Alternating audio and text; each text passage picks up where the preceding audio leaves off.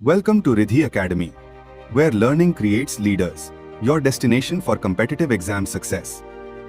Learn today, lead tomorrow. आज हम लोग BHIC 101 पढ़ेंगे, भारत का इतिहास 1, जिसमें प्रथम प्रश्न है प्राचीन भारतीय इतिहास के पुनर्निर्माण के लिए पुरातात्विक स्रोत के महत्व पर चर्चा कीजिए। प्राचीन भारतीय के इतिहास में जो पुनर्निर्माण की प्रक्रिया है उसमें पुरातात्विक स्रोत का क्या महत्व रहा। भूमिका, प्राचीन भारत के इतिहास में अध्ययन में पुरातात्विक स्रोत का अत्यंत महत्वपूर्ण स्थान है। प्राचीन काल में के बारे में जानकारी प्राप्त करने के लिए केवल साहित्यिक स्रोत प्राप्त नहीं है, क्योंकि कई घटनाएं, समाजों और संस्कृति का उल्लेख साहित्य में नहीं मिलता है। ऐसी स्थिति में पुरातात्विक स्रोत इतिहासकारों के लिए अतीत को समझने के सबसे विश्वसनीय साधन बनते हैं। पुरातत्व पुरातत्व वह विज्ञान है जो मानव के भौतिक अवशेषों का अध्ययन करता है, करके अतीत के बारे में बताता है और उत्खनन, सर्वेक्षण, अभिलेख और सिक्के, स्मारक और अन्य वस्तुएं के माध्यम से प्राचीन भारतीय इतिहास की जानकारी प्राप्त की जा सकती है। यहाँ कहने का मतलब ये है कि प्राचीन भारत का जब इतिहास के अध्ययन करते हैं तो उस समय में सारी जानकारियाँ साहित्य एवं किताबों में नहीं मिलती है, तो उनके जानकारियों को इकट्ठा करने के लिए हम लोग पुरातत्व विज्ञान का हेल्प से हम लोग अभिलेख और सिक्के और स्मारक के बारे में जानकारी को इकट्ठा करते हैं। यहाँ पुरातत्व का अर्थ क्या होता है? पुरातत्व शब्द का अर्थ है कि प्राचीन वस्तुएं एवं अवशेषों के वैज्ञानिक अध्ययन करना। पुरातत्व मीन्स होता है कि प्राचीन वस्तुएं एवं अवशेषों का वैज्ञानिक अध्ययन करना। पुरातत्वविद मिट्टी के नीचे दबे हुए अवशेषों का अध्ययन करके यह जानने का प्रयास करते हैं कि प्राचीन लोग कैसे रहते थे, क्या खाते थे, कौन सी तकनीक का प्रयोग करते थे तथा उनकी सामाजिक और आर्थिक व्यवस्था कैसी थी। बहुत सारे किताबों में ये सब जानकारियां नहीं मिलती है, लेकिन पुरातत्व अवशेष जैसे मृत भांड मिल गया, बर्तन मिल गया, इनमें किन तकनीकों का प्रयोग किया गया, किस कलर का पेंटेड था, ये सब सारी जानकारी हमें पुरातत्व विज्ञान के माध्यम से इन अवशेषों के इकट्ठा करने के बाद ही मिलता है। इतिहास पुनर्निर्माण में पुरातात्विक स्रोतों का महत्व क्या रहा? अब हम कालखंड के हेल्प से कौन से कालखंड में क्या क्या पुरातात्विक स्रोतों का महत्व रहा जिससे हम लोग इतिहास को पुनर्निर्माण कर पाए। जैसे प्रागैतिहासिक काल की जानकारी हमें लेखन कला के विकास से नहीं मिलता। जैसा कि हम लोग जानते हैं कि प्रागैतिहासिक काल का मतलब ही होता है ऐसा काल जिसमें कोई लिखा हुआ वस्तु का साक्ष्य नहीं मिलता है। तो उस समय की जानकारी को इकट्ठा करने के लिए हमें इन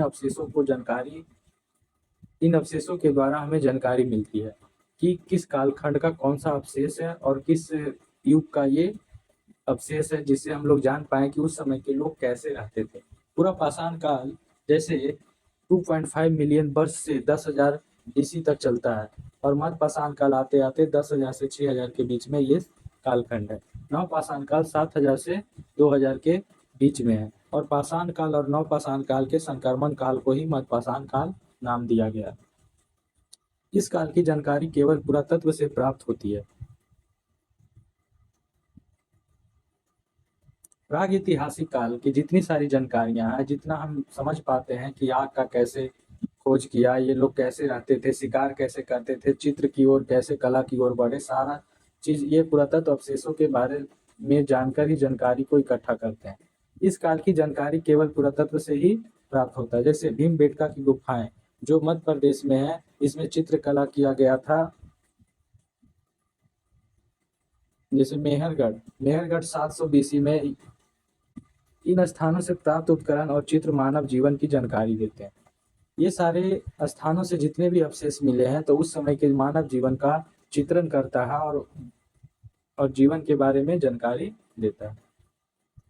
हड़प्पा सभ्यता की खोज 1921-22 में दयाराम साहनी और अखिल दास बनर्जी द्वारा हड़प्पा सभ्यता की खोज की गई। यदि पुरातात्विक उत्खनन न होते तो हम इस महान सभ्यता के बारे में कुछ ज्ञात नहीं होता। जैसे प्रमुख स्थल हड़प्पा सभ्यता का है हड़प्पा, मोहनजोदड़ो, धोलावीरा, लोथल, कालीबंगा और राखीगढ़ी। ये प्रमुख स्थल की खोज किया गया हड़प्पा सभ्यता में। प्राप्त जानकारी इन क्षेत्रों में जब उत्खनन किया गया तो हमें क्या क्या जानकारी मिला। जैसे जानकारी ये मिला कि नगर नियोजन यहाँ पे सबसे बढ़िया था। यहाँ पे सड़कों का निर्माण अच्छा ग्रिड सिस्टम पे था, जल निकासी व्यवस्था और व्यापार और कृषि और धर्म के बारे में जानकारी मिलती है। और अभिलेख इतिहास का सबसे विश्वसनीय स्रोत माने जाते हैं। प्रमुख उदाहरण है कि अशोक के शिलालेख 269 से 232 बीसी तक ये अभिलेख लिखे गए थे। उनमें इन अभिलेखों के माध्यम से हम ये जान पाए कि मौर्य साम्राज्य का प्रशासन कैसा था, और जो अशोक द्वारा चलाया गया धम्म नीति था उसके बारे में हमको जानकारी इन अभिलेखों से और शिलालेखों से मिलता है। सामाजिक स्थितियां कैसी थी, उस समय सामाजिक स्थिति कैसा था, इसकी भी जानकारी पुरातत्व अवशेष से भी मिलता है। पर्याप्त प्रशस्ति, इनका लेखक हरिसेन है। जब गुप्त काल का शासन चलता है उस समय समुद्रगुप्त आते हैं, और समुद्रगुप्त एक महान शासक था जिन्होंने करीब पूरे भारत पे विजय अभियान चलाकर करीब उत्तर राज्य में 12 राजा को हराया, और दक्षिण राज्य में 9 राजा को हराकर ये पूरे भारत पे साम्राज्य का विस्तार करते हुए शासन किए। इससे गुप्त साम्राज्य का विस्तार की जानकारी मिलता है। सिक्के आर्थिक इतिहास को समझने में अत्यंत महत्वपूर्ण है। जितना महत्वपूर्ण इतिहास को समझने में है उतना ही सिक्के का महत्वपूर्ण व्यापार में था। सिक्के से प्राप्त जानकारी, जैसे सिक्के में क्या होता था, जब गुप्त काल आया, इंडो ग्रीक शासन जब भारत पे आक्रमण किया, सिक्के का प्रचलन किया, उस समय क्या हुआ, सिक्के पर कुछ मूर्तियां, कुछ चित्र बनाए जाते थे। कुछ धीरे धीरे समय के साथ अपने शासक अपने उस सिक्के पे चित्र बनाना शुरू किया, तो जो सिक्के के अवशेष मिले उससे हम लोग को ये पता चला कि ये शासक ने ये सिक्का चलाया, क्योंकि उसके पीछे उसके राजा या रानी का फोटो होता था। धार्मिक विश्वास के बारे में पता चलता था कि कई सिक्कों पे धार्मिक चित्रण भी किया गया था। और व्यापार के बारे में और आर्थिक स्थिति के बारे में भी पता चलता था कि इस समय में कितना अच्छा व्यापार होता था, सिक्के का प्रचलन कैसा था। इनकी जानकारी हमें सिक्कों के अवशेषों से मिलते हैं। उदाहरण के लिए यहाँ इंडो ग्रीक सिक्के, अभी हमने जैसे बताया कि इंडो ग्रीक शासक जब भारत पे आक्रमण करते हैं तो उस समय सिक्के का प्रचलन भारत में आता है, और ये इंडो ग्रीक ही सिक्के के पीछे चित्रण करने का प्रचलन शुरू करते हैं। राजाओं के चित्र मिलते हैं। गुप्तकालीन स्वर्ण मुद्राएं में आर्थिक समृद्धि का प्रमाण मिलता है। स्मारक एवं स्थापत्य कला, स्मारक और इससे हमें क्या जानकारी मिलता है, जैसे प्राचीन इमारतें समाज और संस्कृति की जानकारी देते हैं। जो भी प्राचीन इमारत हैं वो हमें उस समाज में कैसी संस्कृति था, किस धर्म के लोग मानने वाले थे, और जो शासन कर रहे थे वो किस धर्म का संरक्षण कर रहे थे, इसके बारे में हमें जानकारी मिलता है। जो भी राजा अगर किसी धर्म का संरक्षण करेगा तो उसके पीछे कार्य करने के लिए प्रेरित करेगा और प्रेरित होगा। जैसे कि बहुत सारे राजा, जैसे अशोक थे, उस समय बौद्ध धर्म से संबंधित थे, तो बहुत से रिलेटेड कार्य किए थे। जैसे सांची स्तूप है, बौद्ध धर्म का विकास बताता है। सांची स्तूप जब भी बना होगा उस समय क्या बता रहा है कि सांची स्तूप बौद्ध धर्म से रिलेटेड है, तो बौद्ध धर्म का इतना विकास हुआ था कि इतने सारे स्तूप बनाए गए। अजंता और एलोरा की गुफाएं, अजंता और एलोरा की गुफाएं हिंदू और जैन और बौद्ध धर्म के तीनों धर्म की जानकारियां इनमें मिलता है। कला और धार्मिक जीवन के भी बारे में बताता है। दक्षिण भारत में पल्लव वंश भी वास्तुकला के क्षेत्र में बहुत ही बेहतरीन कार्य किए। महाबलीपुरम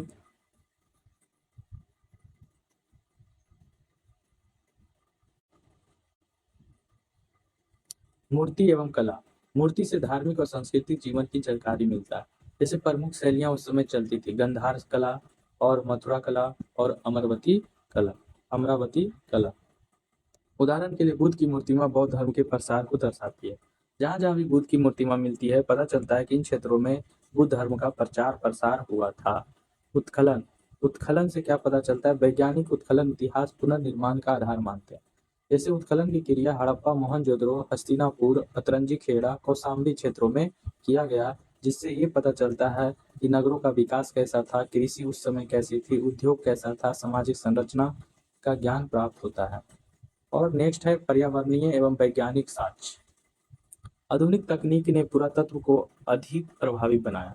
पुरातत्व साक्ष्य को अधिक प्रभावी बनाने के लिए कुछ पर्यावरणीय और वैज्ञानिक साक्ष्यों के हेल्प से हम लोग उन कालखंडों के बारे में जान सकते हैं। जैसे कार्बन डेटिंग में हम लोग C14 कार्बन का यूज करते हैं,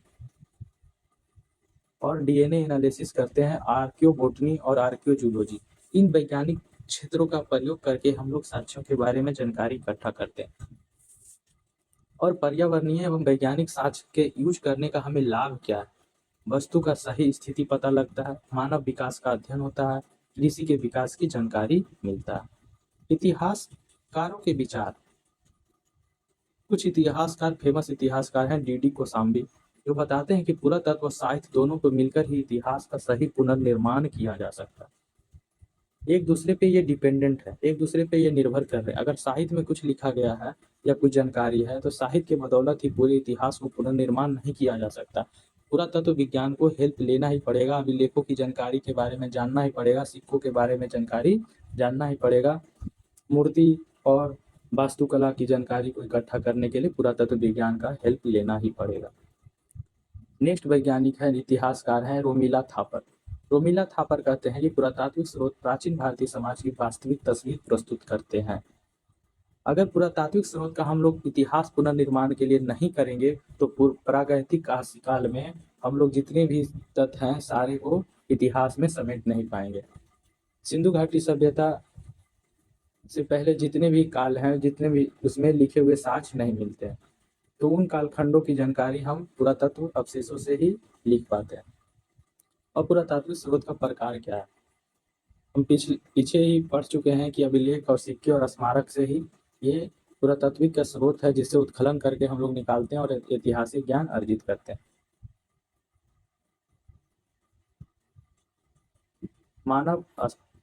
मानव अवशेष, पुरातात्विक खोज, सिक्के, अभिलेख, स्मारक, और उस पर क्या करते हैं, वैज्ञानिक विश्लेषण करके इतिहास का पुनर्निर्माण करते हैं। अगर ये डायग्राम याद रहेगा तो आपका पूरा क्वेश्चन का यही सारांश है कि मानव अवशेष को पुरातात्विक खोज करके, पुरातात्विक खोजों में हम लोग सिक्का, अभिलेख और स्मारक की खोज करते हैं, इस पर वैज्ञानिक विश्लेषण करते हैं और इन्हीं विश्लेषणों से पुरातात्विक विज्ञान के हेल्प से हम लोग इतिहास का पुनर्निर्माण करते हैं। कुछ महत्वपूर्ण तथ्य। भारतीय पुरातात्विक सर्वेक्षण ASI की स्थापना 1861 में अलेक्जेंडर कनिंघम के द्वारा किया गया था। हड़प्पा सभ्यता की खोज 1921-22 में हुआ था। अशोक के अभिलेख भारत में के सबसे महत्वपूर्ण अभिलेख स्रोत हैं। कार्बन 14 डेटिंग से पुरातात्विक वस्तुओं की आयु ज्ञात की जाती है। लोथल में विश्व के प्राचीनतम गोदी का प्रमाण मिलता है। सांची स्तूप यूनेस्को विश्व धरोहर स्थल है। पुरातत्व प्रागैतिक काल एकमात्र मुख्य स्रोत है। निष्कर्ष। प्राचीन भारतीय इतिहास के पुनर्निर्माण में पुरातात्विक स्रोतों की भूमिका अत्यंत महत्वपूर्ण है। जैसे अभिलेख, सिक्के, स्मारक, मूर्तियां, उत्खनन तथा वैज्ञानिक तकनीक से प्राप्त साक्ष्य हमें प्राचीन भारतीय के राजनीतिक, सामाजिक, आर्थिक और धार्मिक और सांस्कृतिक जीवन की विश्वसनीय जानकारी प्रदान करते हैं। और वास्तव में पुरातत्व के बिना भारतीय इतिहास को संपूर्ण प्रामाणिक व्याख्या संभव ही नहीं है। अगर भारत का इतिहास पढ़ना है, लिखना है, तो पुरातत्व का बिना हम लोग लिख ही नहीं सकते। पुरातत्व अवशेषों के बारे में जानकारी इकट्ठा करके ही इतिहास को पुनर्निर्माण किया जा सकता है। Next question. नवपाषाणिक शब्द को किस प्रकार परिभाषित करेंगे? नवपाषाणीय क्रांति की अवधारणा का विस्तार से चर्चा कीजिए। इतिहास के विकास में नवपाषाण काल एक अत्यंत महत्वपूर्ण चरण था।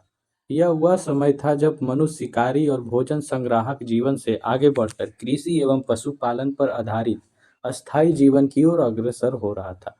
इसी कारण प्रसिद्ध पुरातत्वविद जी गॉर्डन चाइल्ड ने इसे नवपाषाणीय क्रांति कहा। क्रांति इसलिए कहा गया कि पहले के जो मनुष्य थे, पहले शिकारी जीवन, आखेटक के जीवन, शिकार करके भोजन का संग्रह करके जीवन जीते थे। लेकिन इनको छोड़ के, शिकारी वाले जीवन को छोड़ के अब कृषि वाले जीवन में आ रहे थे। इसीलिए इस काल को नवपाषाणीय क्रांति बी गॉर्डन चाइल्ड ने कहा था। नवपाषाण काल ने मानव जीवन, समाज, अर्थव्यवस्था और संस्कृति में इतना बड़ा परिवर्तन किया कि इसे मानव इतिहास की पहली महान क्रांति कही गई। मानव जीवन की या मानव इतिहास की पहली महान क्रांति कौन सी है? तो नवपाषाणीय क्रांति है। नवपाषाणीय क्रांति में क्या हुआ कि अकेटक की जिंदगी छोड़कर कृषि की ओर और पशुपालन पर आधारित अस्थायी जीवन की ओर अग्रसर हुए। नवपाषाणीय शब्द की परिभाषा। नियोलिथिक शब्द दो ग्रीक शब्दों से मिलकर बना, नियो और लिथिक। नियो मीन्स न्यू या नया, और लिथोस मीन्स स्टोन और पत्थर, अर्थात नया पाषाण युग। अर्थात नया पाषाण युग। समय अवधि विश्व में लगभग 10,000 बीसी से लेकर 3,000 बीसी तक, और भारत में देखा जाए तो 7,000 बीसी से लेकर 2,000 बीसी तक। विश्व में नवपाषाण युग पहले शुरू हो गया था। धीरे धीरे उसी विकास को भारत में थोड़ा 3,000 बीसी लेट शुरू हुआ। नवपाषाण काल की प्रमुख विशेषताएं। नवपाषाण काल की प्रमुख पहली सबसे बड़ी विशेषता है कृषि का प्रारंभ। नवपाषाण काल की सबसे महत्वपूर्ण उपलब्धि कृषि थी। मनुष्य ने पहली बार गेहूं, जौ, चावल और बाजरा की खेती शुरू किया, और इनके प्रमुख स्थल हैं मेहरगढ़ और कोहलडीबा जो उत्तर प्रदेश में स्थित है, चिरांद और बुरजोम कश्मीर। मेहरगढ़ पाकिस्तान में अवस्थित है और कोहलडीबा, चिरांद और बुरजोम ये भारत के क्षेत्र में है। पशुपालन का विकास। मनुष्य ने पशुओं का पालतू बनाना शुरू किया। नवपाषाणिक युग में ही मनुष्य ने पहली बार पशुपालन की प्रक्रिया शुरू किया। पशु पालने की प्रक्रिया में जो प्रमुख पशु हैं उनमें गाय, बैल, भेड़ और बकरी, कुत्ता आदि है। इससे भोजन, दूध और कृषि कार्यों में सहायता मिलती थी। इन लोगों को पालतू बनाने का मुख्य कार्य था कि जब कृषि करते थे तो बैल का प्रयोग करते थे और भेड़, बकरी आदि से दूध की प्राप्ति करते थे, और कुत्ता घर की रखवाली करता था, और कभी कभी समय पे इनको खाद्यान्न की आपूर्ति हो जाती थी, कमी हो जाती थी तो इन इन जानवरों को मार के खा जाते थे। अस्थाई जीवन की शुरुआत। जो जैसे ही कृषि की शुरुआत हुई तो अस्थाई जीवन की शुरुआत हो गई, क्योंकि कृषि करने के लिए एक जगह पे अस्थाई रूप से रहना बहुत ही ज़रूरी है। पूरा पाषाण काल के लोग घुमंतू जीवन जीते थे। आज शिकार यहाँ पे किए, कल का जीवन वहाँ शुरू हो रहा है। लेकिन जैसे जैसे कृषि क्षेत्र में विकास होने लगा तो धीरे धीरे लोग समूह में एक जगह रहने लगे। उसी प्रक्रिया में गांव बसने लगे और मिट्टी और लकड़ी के घर बनने लगे और अस्थायी बस्तियों का निवास हो गया। नवपाषाणिक क्रांति का अर्थ है कि उस व्यापक परिवर्तन से जिसे मानव जीवन पहले शिकार और भोजन संग्रह से और बाद में कृषि पशुपालन प्लस अस्थायी जीवन में परिवर्तित होगा। नवपाषाण क्रांति से एक शब्दों में समझ लेना है कि पहले का जीवन शिकारी था और भोजन संग्राहक जीवन था। बाद में किसी कृषि और पशुपालन और अस्थायी जीवन में परिवर्तित हो गया। यही नवपाषाणीय क्रांति है।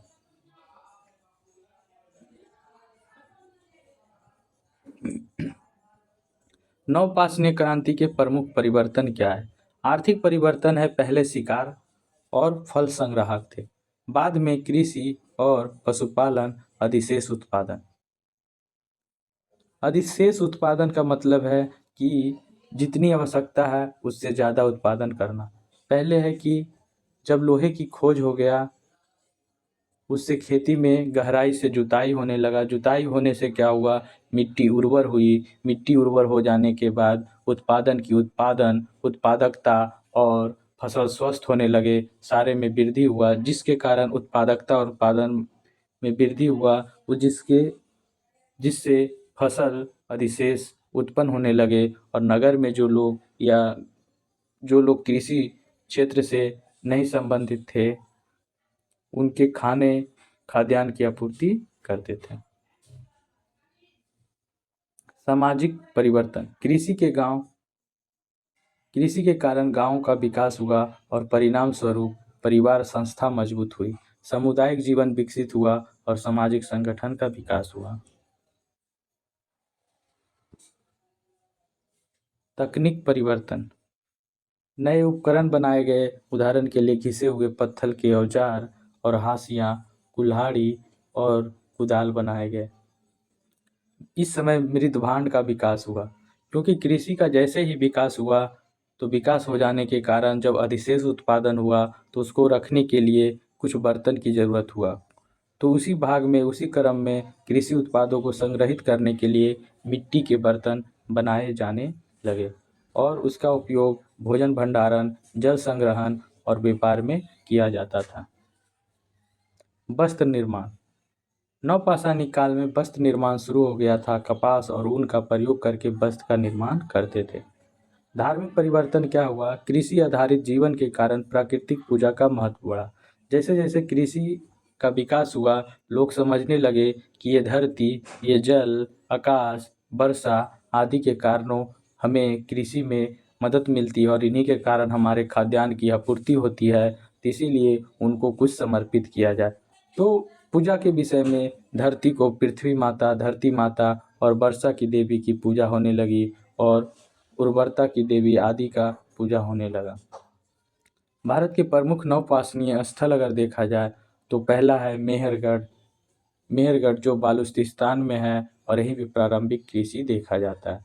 बुर्ज होम एक कश्मीर में है। गड्ढा आवास मिला।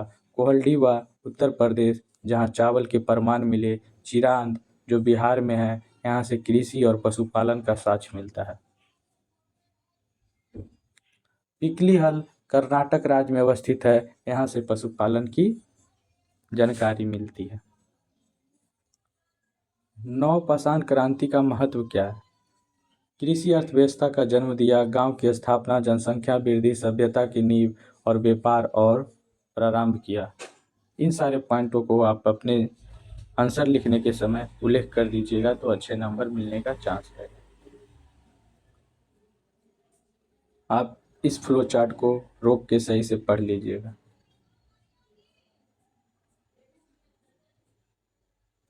नियोलिथिक काल से हम लोग कुछ जो महत्वपूर्ण तथ्य है उनको देखते हैं। नियोलिथिक रिवोल्यूशन शब्द का भी गॉर्डन चाइल्ड ने किया था। प्रारंभिक कृषि का प्रमाण मेहरगढ़ से मिलता है और कोहलडीवा से चावल का प्रमाण मिलता है। ये सारे हम लोग ऊपर पढ़ लिए। नवपाषाण काल मानव इतिहास का एक क्रांतिकारी चरण था।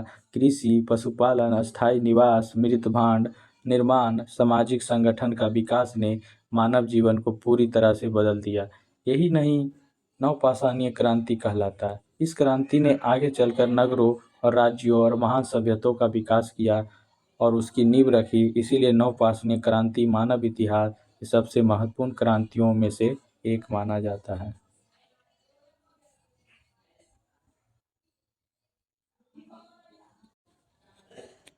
प्रश्न संख्या 3, उत्तर वैदिक काल में अर्थव्यवस्था, राज्य व्यवस्था और समाज में हुए परिवर्तन पर चर्चा कीजिए। उत्तर वैदिक काल के उत्तर में बाद में आने वाले काल को उत्तर वैदिक काल कहते हैं। इस समय में अर्थव्यवस्था और राज्य व्यवस्था और समाज में हुए परिवर्तन पर चर्चा कीजिए। उत्तर वैदिक काल 1000 बीसी से 600 बीसी तक भारतीय इतिहास का एक महत्वपूर्ण संक्रमण काल था। ऋग वैदिक काल में आर्यों का जीवन मुख्यतः पशुपालन पर आधारित था, लेकिन उत्तर वैदिक काल आते आते कृषि, राज्य, सामाजिक संगठन और धार्मिक जीवन में व्यापक परिवर्तन हुए। इस काल में आर्य पंजाब क्षेत्र से आगे बढ़कर गंगा, यमुना, द्वाब तथा उत्तर भारत के विशाल क्षेत्रों में फैल गए। यह काल छोटे जनजातीय समूहों में विकसित होकर संगठित राज्यों, कृषि अर्थव्यवस्था और जटिल सामाजिक व्यवस्था की ओर बढ़ने का काल था। समय रेखा देखा जाए तो ऋग वैदिक काल 1500 बीसी से 1000 बीसी तक है और उत्तर वैदिक काल का 1000 बीसी से 600 बीसी तक है और महाजनपद काल का विकास होने का समय 600 बीसी से 300 बीसी के बीच में हुआ था। ये तीनों कालखंड बहुत ही इम्पोर्टेंट है हमारे सभ्यता का विकास होने में। कहानी के रूप में अगर परिवर्तन देखा जाए तो आप सोचिए कि यदि हम लोग ऋग वैदिक काल के आर्यों को देखें तो मुख्यतः पशुपालक और अर्ध घुमंतु थे। उनकी संपत्ति का माप गायों से होता था, लेकिन 1000 बीसी के बाद जब आर्य गंगा घाटी में पहुंचे तो उन्होंने जानवर, जंगल काटकर कृषि भूमि बनाई। लोहे के औजार का उपयोग शुरू हुआ तो गांव बड़े बड़े हो गए और व्यापार बढ़ गया और शक्तिशाली राजाओं का उद्भव हुआ। उसके बाद इस प्रक्रिया ने भारत में राज्य निर्माण, वर्ण व्यवस्था और आर्थिक विकास की नींव रखी। अर्थव्यवस्था में परिवर्तन क्या हुआ? पशुपालन से कृषि की ओर आ गए। ऋग वैदिक काल में पशुपालन प्रमुख था, लेकिन उत्तर वैदिक काल में आते आते कृषि मुख्य व्यवसाय बन गई। जंगलों को साफ कर खेती योग्य भूमि बनाई गई और कृषि उत्पादन बढ़ा। कृषि उत्पादन में प्रमुख फसल थे गेहूं, जौ, धान, तिल, दाल आदि। लोहे का प्रयोग लोहे का प्रयोग लगभग 1000 बीसी के बाद लोहे का उपयोग होना शुरू हुआ। लोहे का प्रयोग हो जाने से जंगल की कटाई में बहुत ही आसानी से होने लगा। जंगल की कटाई आसान हो गई और गहराई जुताई संभव हो गया और कृषि उत्पादन बढ़ गया। व्यापार का विकास।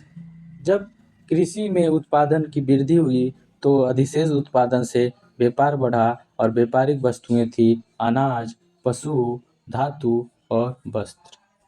शिल्प और व्यवसाय पे क्या प्रभाव पड़ा इसको देखते हैं। विशेष व्यवसाय विकसित हुए। जैसे जब फसल का अधिशेष उत्पादन हुआ तो कुछ लोग अन्य कार्यों में सम्मिलित हो गए, जिसके कारण कुछ नए वर्ग का उदय हुआ, जिसमें कुम्हार, लोहार, बढ़ई, सुनार और बुनकर जैसे वर्ण की उदय हुआ। इससे आर्थिक विविधता बढ़ी। अब राज व्यवस्था में परिवर्तन क्या हुआ? जनजातीय व्यवस्था से राज की ओर। पहले लोग जनजातीय व्यवस्था में रह रहे थे, घुमंतू की तरह जीवन जी रहे थे। अब ये राज की ओर बढ़ने लगे।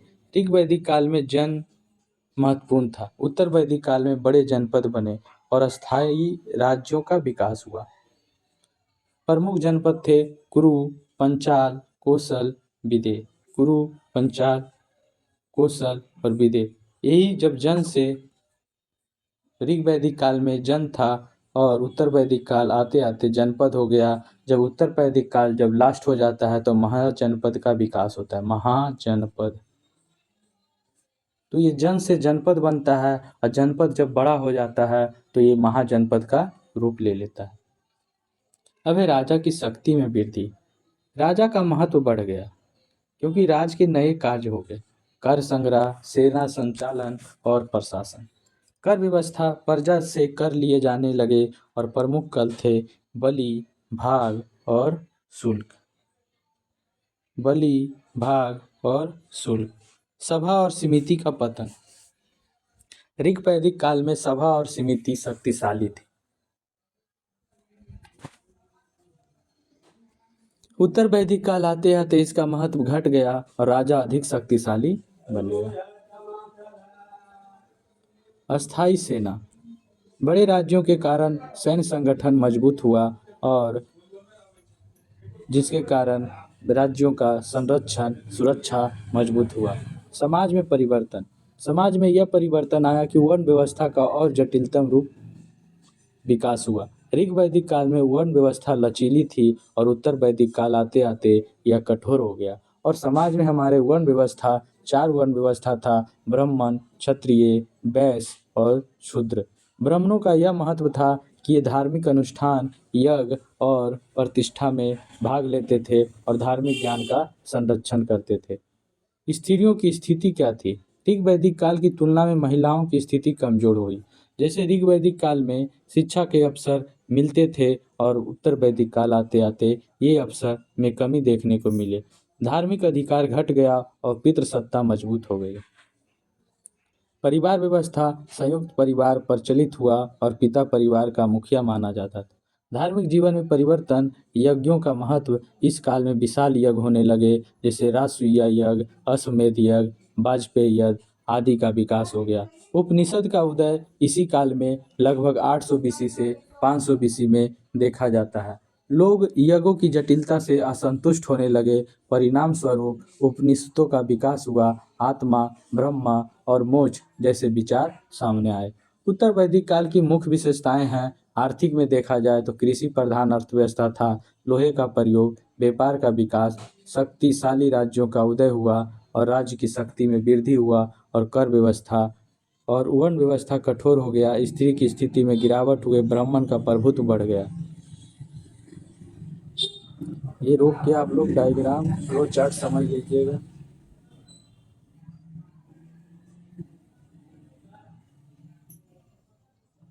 निष्कर्ष ये निकलता है कि उत्तर वैदिक काल भारतीय इतिहास के गहरे सामाजिक, आर्थिक और राजनीतिक परिवर्तन का युग था। इस काल में कृषि आधारित अर्थव्यवस्था का विकास, लोहे का उपयोग, शक्तिशाली राज्य का उदय, वर्ण व्यवस्था को सुदृढ़ीकरण तथा धार्मिक विचारों में परिवर्तन देखने को मिलता है। यही परिवर्तन आगे चलकर महाजनपद, बौद्ध, जैन धर्मों और मौर्य काल का उदय का आधार बनता है।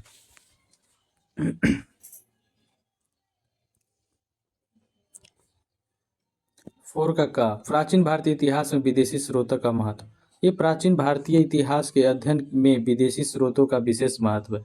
कई बार भारतीय ग्रंथ किसी घटना और शासन और समाज का पर्याप्त विवरण नहीं देते, इसीलिए विदेशी यात्री, राजदूतों, लेखकों के द्वारा विवरण इतिहास के पुनर्निर्माण में सहायक होता है। प्रमुख विदेशी स्रोत है यूनानी स्रोत हेरोडोटस, मेगास्थनीज, एरियन, स्ट्राबो। मेगास्थनीज की पुस्तक इंडिका से मौर्यकालीन सभ्यता, मौर्यकालीन साम्राज्य, प्रशासन, समाज, अर्थव्यवस्था की जानकारी मिलता है। चीनी यात्री फाहियान, हेनस्वांग और इत्सिंग जैसे व्यक्ति ने भारत की सभ्यता और संस्कृति के बारे में अपने किताबों में विवरण लिखा है, जिससे हमें जानकारी मिलता है। अरबी लेखक अल बरूनी है, जिनके पुस्तक का नाम किताब उल हिंद है। किताब उल हिंद में भारतीय समाज, धर्म और विज्ञान का महत्वपूर्ण स्रोत है। भारतीय इतिहास की पुष्टि करते हैं, राजनीतिक घटनाओं का वर्णन देते हैं, सामाजिक आर्थिक की जानकारी प्रदान करते हैं। भारतीय और विदेशी सभ्यताओं के संबंध को समझने में सहायता प्रदान करते हैं।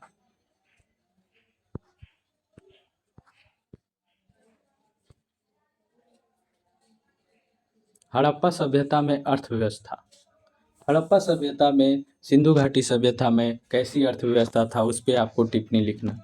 हड़प्पा सभ्यता 2600 बीसी से लेकर 1900 बीसी की अर्थव्यवस्था कृषि, पशुपालन, शिल्प उत्पादन, व्यापार पर आधारित था। कृषि, पशुपालन, शिल्प उत्पादन और व्यापार, ये 4 पॉइंट पे आधारित था सिंधु घाटी की अर्थव्यवस्था, जिसमें भारत की पहली नगरीय अर्थव्यवस्था थी। कृषि के क्षेत्र में प्रमुख फसलें जो थी गेहूं, जौ, तिल, मटर, कपास। हड़प्पावासी विश्व के प्रथम कपास उत्पादकों में से एक थी। पशुपालन, गाय, बैल, भेड़, बकरी, भैंस का पालन किया जाता था। लगभग आजीविका पंथ प्राचीन भारत का एक महत्वपूर्ण सरमन धर्म था, जिसका उदय 6ठी शताब्दी ईसा पूर्व में बौद्ध और जैन धर्म के साथ हुआ। इसका संस्थापक मकाली गोसाल माने जाते हैं। प्रमुख सिद्धांत आजीविकों का मुख्य सिद्धांत नियतिवाद था। मुख्य सिद्धांत इनका नियतिवाद था। उनके अनुसार संसार में होने वाले प्रत्येक घटना पूर्व निर्धारित है और मनुष्य उसे बदल नहीं सकता। विशेषता ये था कि कर्म सिद्धांत को महत्व नहीं देते थे, कठोर तपस्या में विश्वास रखते थे, साधु अत्यंत सादा जीवन जीते थे, पुनर्जन्म में विश्वास था। मौर्य काल में विकास। सम्राट बिंदुसार आजीवक पंथ का समर्थक माना जाता है। अशोक दशरथ ने आजीवक साधुओं को गुफाएं में दान दी और प्रमुख उदाहरण है बराबर की घाटी, बराबर की गुफाएं जो बिहार में है, आजीवक संप्रदाय से संबंधित प्रसिद्ध गुफाएं। निष्कर्ष, आजीवक पंथ प्राचीन भारत की एक महत्वपूर्ण धार्मिक परंपरा थी, जिसने बौद्ध और जैन धर्म के साथ भारतीय धार्मिक चिंतन में समृद्ध किया।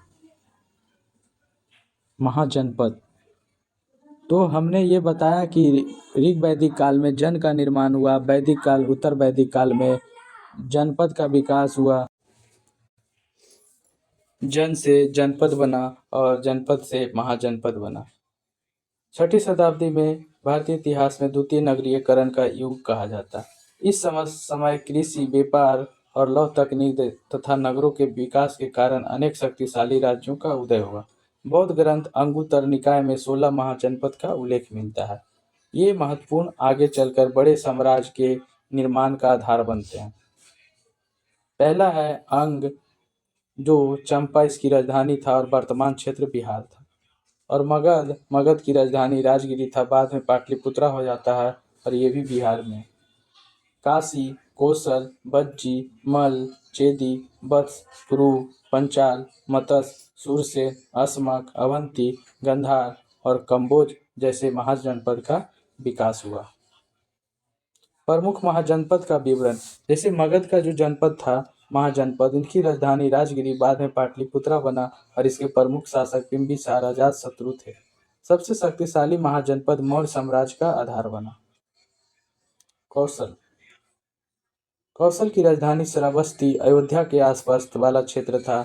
इसके प्रमुख शासक प्रसेनजीत था।